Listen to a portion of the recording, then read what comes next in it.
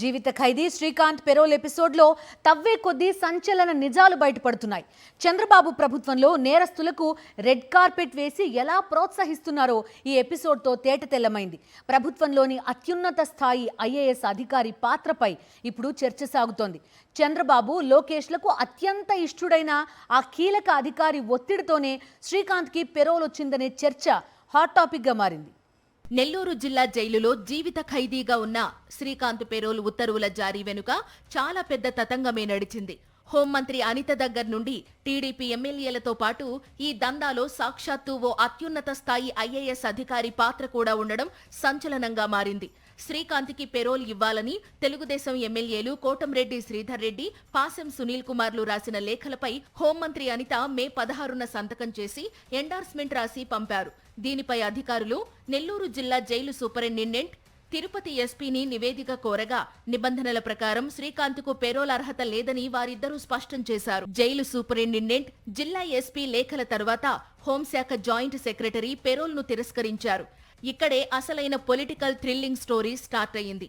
July 16న reject అయిన Srikanth payroll ప్రతిపాదన 15 రోజులు తిరగక ముందే ఓకే అయింది. హోంశాఖలో ఎవరైతే శ్రీకాంత్కి పెరోల్ అర్హత లేదని మెమో జారీ చేశారో ఆ అధికారే శ్రీకాంత్ పెరోల్ అర్హుడంటూ 12670 జారీ చేశారు. ఈ 15 రోజుల్లో ఏం జరిగిందని ఆరా తీస్తే హోంమంత్రి అనిత, టీడీపీ ఎమ్మెల్యేల ఒత్తిడితో పాటు ఓ సీనియర్ ఐఏఎస్ అధికారి పాత్ర కూడా బయటపడింది. పెరోల్ ప్రతిపాదన తిరస్కరణకు గురవ్వగానే టీడీపీ ఎమ్మెల్యేలు, హోంమంత్రి అనిత మళ్లీ రంగంలోకి దిగారు. ఎలాగైనా పెరోల్ ఇవ్వాల్సిందేనని పట్టుబట్టారు. మరోవైపు అత్యున్నత స్థాయి ఐఏఎస్ అధికారి కూడా చొరవ చూపించారు. ఆయనే జైళ్ల శాఖకు చెందిన ఓ కీలక అధికారిని స్వయంగా తన ఛాంబర్కు పిలిచి ఈ పెరోల్ ప్రతిపాదనను చూడమని చెప్పారు. ఎంత చెప్పినా జైళ్ల శాఖ నుండి శ్రీకాంత్ పెరోల్కు సానుకూలంగా నివేదిక రాలేదు.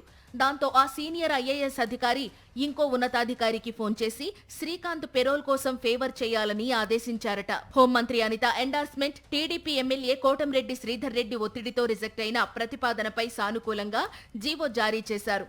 హోంశాఖ అధికారులు చట్టవిరుద్ధంగా, నిబంధనలకు విరుద్ధంగా శ్రీకాంత్కు పెరోల్ మంజూరు చేశారు.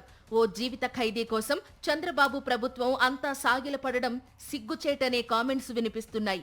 హోంమంత్రి, టీడీపీ ఎమ్మెల్యేలు, సీనియర్ ఐఏఎస్ అధికారులు సైతం ఓ ఖైదీ కోసం ఇంతలా ఆరాటపడడం వెనుక ఉన్న డీల్ ఎంత బలమైందో ప్రత్యేకంగా చెప్పాల్సిన పని లేదని ఐఏఎస్ వర్గాల్లో చర్చ జరుగుతోంది.